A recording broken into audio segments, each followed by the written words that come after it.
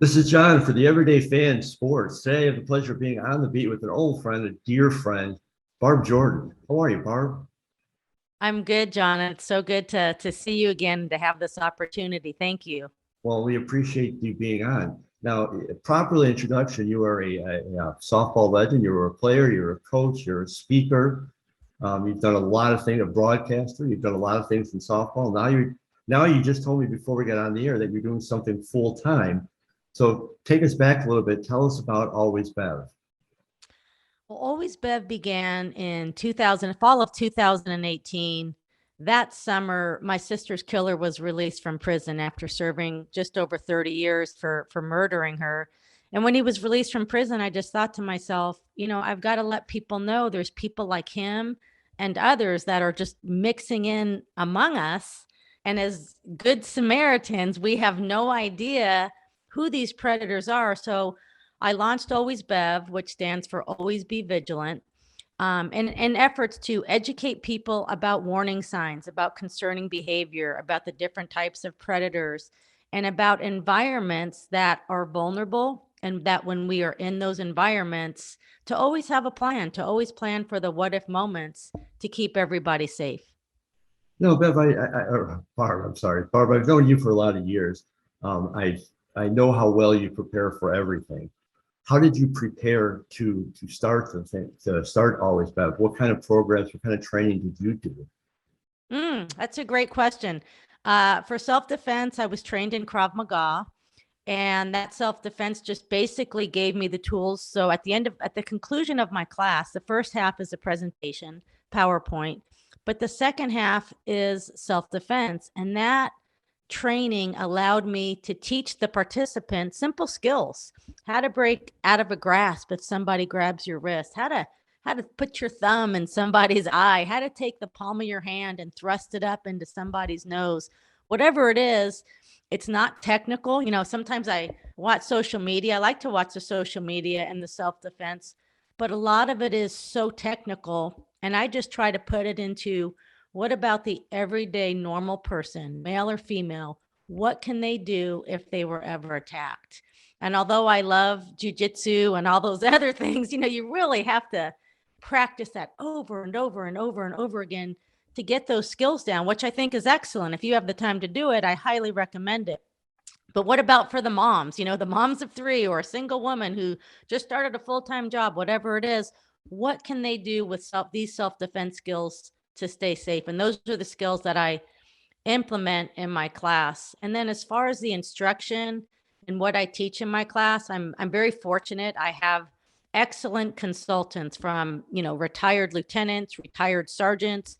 So anything I teach in my course, I've run it by them, and I'm like, these are the skills that I teach going through a parking lot. These are the skills I teach, when you're in an isolated area. What do you think? What are the keys to staying safe? And so everything I teach, I take from my consultants, and I feel very good about what I teach because we're talking about different individuals that have spent years in law enforcement. And what type? I assume that every year there's new trends, there's new scams, but there's also new techniques, new defense mechanisms. What kind of stuff do you do, like on a yearly or regularly basis, to kind of keep up with all that? I have always, ever since my sister was killed, I have always been glued to how to stay safe. I've always been glued to trying to figure out what warning signs are from different scenarios. And I've always been somebody that loves research. So I'm constantly going through the internet. I'm constantly reading news articles and trying to stay up to date on everything that's out there, the different scams that are out there, and the different tragedies that happen and how people are targeted. You know, I recently had a couple encounters that really hit home with me, that relate to always be vigilant. I was with some friends, and two different stories, but I was with some friends, and one of the friends came. We were at a club, a comedy club, and she had a drink, and she gave it to another friend and said, hold this, don't let anyone take it. And I mean, obviously, I've known about this for years. We've all known about people slipping drinks, but it saddened me that it comes to the fact that you actually have to do that, even though she was with among friends. Do you teach that type of stuff too? Like, preparedness in those situations? Absolutely. I talk about, in fact, you're from the Chicago area. There's a story that happened this past summer where a guy and a girl go to a bar, they go to a club, and they start hanging out with three men, and they have a great time and they're drinking. And of course, the more you drink, the less aware you become. And the three guys at the end of the night say, "Oh my God, we've had so much fun with you. Come back to our apartment." And for whatever reason, the guy and the girl think it's a good idea, probably because they've been drinking. And they go back to this apartment where the guys put something into the boyfriend's drink. He passes out and the men rape the woman. And that's how quickly it can happen. And so the answer is yes. Like I try to incorporate all the different ways that people try to target us. And so, of course, my presentations, it differs for the audience. If I'm teaching 10 to 12-year-olds, no, we're not talking about people putting things in your drinks. We're talking more about possible kidnappings, possibly letting people into your house that shouldn't be there. But the information presented for each class I teach targets that audience and what I believe the things are that they go through on a regular basis on their everyday situation and scenarios. And Barb, we talked about this just before we got on. I go to a lot of conventions. I go to a lot of softball games. I like to take pictures with the celebrities, with the players, have a good time. At one convention, I won't reveal the actress's name, but she had a no touching rule for her photos, which I have no problem with. I don't go to these things to touch people. If we're friends, whatever, that's fine. But if that's the rule, not a problem. But some people did have a problem with that. And, I started talking to her afterwards and I asked her why. And she said, because there are some creeps around. She didn't feel comfortable. And I said, that's fantastic. But I worry that young athletes especially don't have the courage or maybe even the wisdom to say, don't touch. Is it okay what do you think is the best way to do that? To just, if the person feels uncomfortable, should she have a strict no touch policy? Or could she do it depending on the person? What are your thoughts? I think that's a excellent question and a difficult scenario, because whether you're a singer, a performer, an athlete, you never want to disappoint your fans. You never want to. And most women, we know the creeps, and we might still take a picture with them, but we know they're creepy and we want to keep our distance. And so, yes. And of course, they always put your arm on you. They always put their hand or, their arm on your shoulder. They always do try to touch. So somebody that has the confidence to say, "Hey, I have a no touch policy," I know exactly why she's doing that. And I think it's fantastic. But the majority of women out there, they'll know the creeps and they don't necessarily like to be touched, but they also try to balance. They don't want somebody to say something bad about them, like, "Oh, well, I couldn't, be that close to her in the photo," or they said no to a photo, or they said no to an autograph. And really, if somebody has a bad feeling, they should have that right. We talk about a young performer in Florida who was killed signing books. Some crazy guy comes in and kills her, and I always think to myself, what was the warning sign? Had she ever seen him before?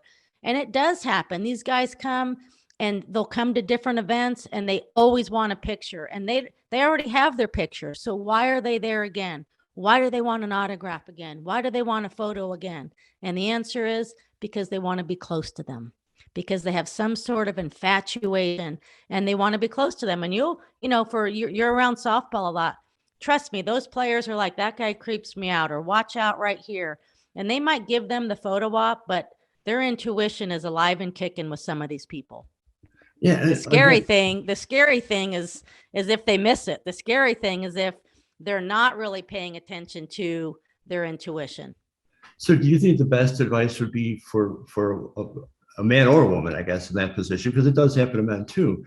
Do you think the best advice would be, depending on each situation, at this particular event, there's no touching it, rather than to go back and forth and, to individualize it, or just to make it a blanket statement for this event, there's no touching? Yeah. And I think it's important that the performer, the athlete, whoever the star is, that they're not the ones setting that rule. So let's just say somebody comes over the PA system and they're like, "Autographs will be given down on the third base line." And remember, keep your distance. We're going to, there's no touching, or there's no, the people in charge should make that announcement. No performer really, and I give kudos to the woman that said it to you. No performer wants to say that to a fan. So if the rules are set before that, you can stand shoulder to shoulder and still take a great photo, whatever it is. You really can. And those Totally. athletes that do put their arms around small kids or something, I think it's wonderful. But like I said, there are some people out there that want to get close and they want to touch you, and it's a violation. It's a violation of their personal space. You raise an excellent point. You're absolutely right. And for whatever reason, I didn't think about it. Whether it's the league, the school, the team, or the company, like if it's a convention, a Comic-Con, you're absolutely right. The handler or the manager is the best person to do that, because it takes the pressure off the celebrity and still accomplishes what they want. Yeah, yeah. And there's different things they can do. And, somebody who's, a very high profile star, they should have somebody there. They should have somebody there with them. If that concerned, saying, remember, they should always be the one speaking and saying, hello, we're going to keep our distance right here. Here's your spot on the ground, and there's their spot on the ground, whatever it is. And again, it takes the pressure off the star. Yeah, I mean, it was kind of sad, but I was kind of bittersweet. It was sad that it came to that, but I was happy that she actually had the guts. And I don't care. You're right. You can have an absolutely nice picture, two people standing next to each other. You're still having fun. There is no need to touch, especially if the person is uncomfortable with it. So anyway, so my next question is going to be about your podcast. And I love your podcast. I've been listening to it. And the thing I love about it, just like the actual concept of Always Bev, you teach without scaring people. You inform without frightening people. The women tell their stories, or the men. The stories are told without it being glamorized, without it being horrific. But the details are there, and it's done in a mature and intelligent way. Talk a little bit about the ripple effect. Well, first of all, thank you so much. That means so much to me, that you say I don't scare people. And I get asked that all the time. How do you teach this class and not scare people? And really, I'm trying to empower people. That's the mission, is empower people with skills and awareness to stay safe. So if you can just ask me your question one more time. No, I just say to talk a little bit about the ripple effect, how long it's been, what are your plans for it, where do you see it going? Yeah, no, I love the podcast. And I don't know if you've ever listened to the very first season. I always said, I said I'd never do a podcast, and then COVID hit and I got trapped. I wasn't able to do as many classes. But when I did do a class, I did a webinar. And when the story of my sister came up, which is the very first story that I said out loud, oh, well, this story is the most difficult for me to speak about. And when I went to bed that night, I go, that's the story you really should be telling. That's the story that so much about. And I still do struggle telling that story at the beginning of all of my classes, because I know so much about it. Like, there's so many warning signs. I could go on and on and on. So once I got through in season 1, telling my sister's story, which is why I ended up launching it, which was extremely healing, I thought, why not keep this going and provide a podcast for people to listen to for different ways to stay safe, whether it's bringing in an expert, somebody who's been in law enforcement for 30 or so years, and tell a story about how they were followed home and how they never looked in their rearview mirror for 35 miles and never realized that 4 teenagers from a gang had followed her home.